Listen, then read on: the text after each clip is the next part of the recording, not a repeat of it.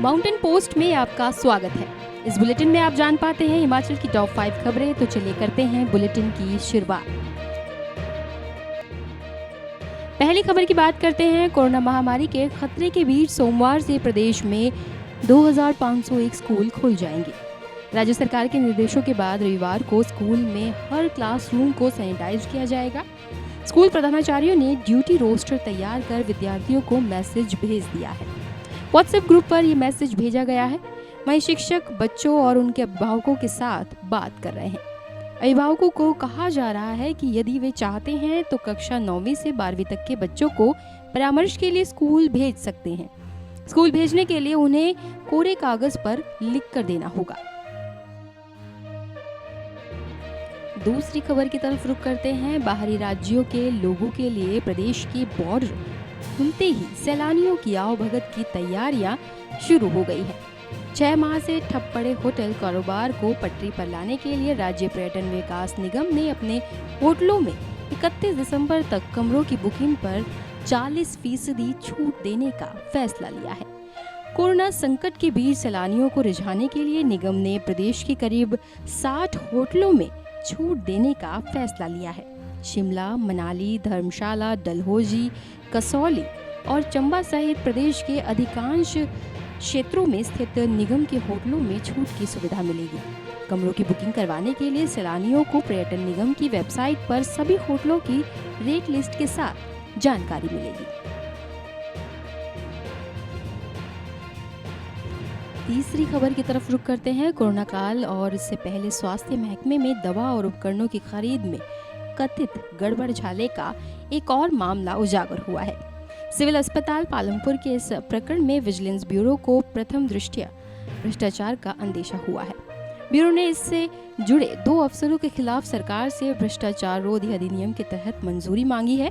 सूत्रों के अनुसार कुछ समय पहले विजिलेंस ब्यूरो के शिमला मुख्यालय में इस संबंध में एक शिकायत पहुंची। इस पर विजिलेंस ब्यूरो के एक वरिष्ठ अधिकारी ने अतिरिक्त मुख्य सचिव स्वास्थ्य को एक चिट्ठी लिखी है कि सरकार उचित समझे तो इन आरोपों के चलते 2 चिकित्सा अधिकारियों के खिलाफ भ्रष्टाचार रोधी अधिनियम की धारा 17A और हिमाचल प्रदेश विजिलेंस मैनुअल के अनुसार जांच की अनुमति दी जाए। हालांकि सरकार ने इस पर अभी फैसला नहीं लिया है। चौथी खबर हिमाचल प्रदेश से ही है, जहां हिमाचल प्रदेश की सीमाएं खुलते ही शक्तिपीठों में भीड़ उमड़ने लगी है। रविवार को प्रदेश के 5 शक्तिपीठों में भारी संख्या में श्रद्धालु माता का आशीर्वाद लेने पहुंचे।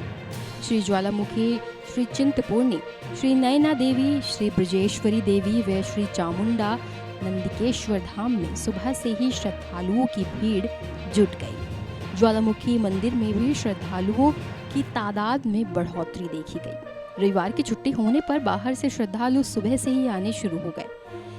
रजिस्ट्रेशन काउंटर के पास श्रद्धालुओं की सुबह से ही भीड़ लग गई थी। ज्वालामुखी शक्तिपीठ में सुबह से श्रद्धालुओं का आना शुरू हो गया था, लेकिन मंदिर के खुलने का समय सुबह 9 बजे से शाम 5 बजे तक रखा गया है।